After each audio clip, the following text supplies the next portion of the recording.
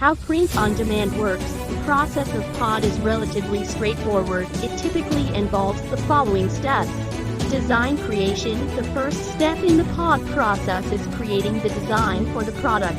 This could be a book manuscript, a graphic for a t-shirt, or an illustration for a poster. The design is usually created using graphic design software and is saved in a format suitable for printing. Product listing. Once the design is ready, it is uploaded to a pod platform or an e-commerce store.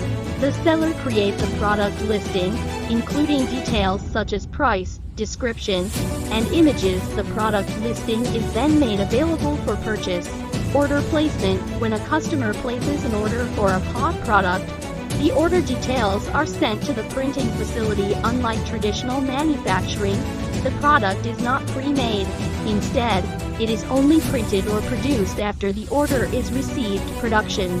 The printing facility produces the ordered item using digital printing technology. For books, this involves printing the pages, binding them, and adding a cover.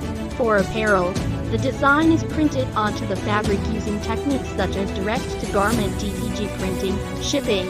Once the product is printed, it is packaged and shipped directly to the customer.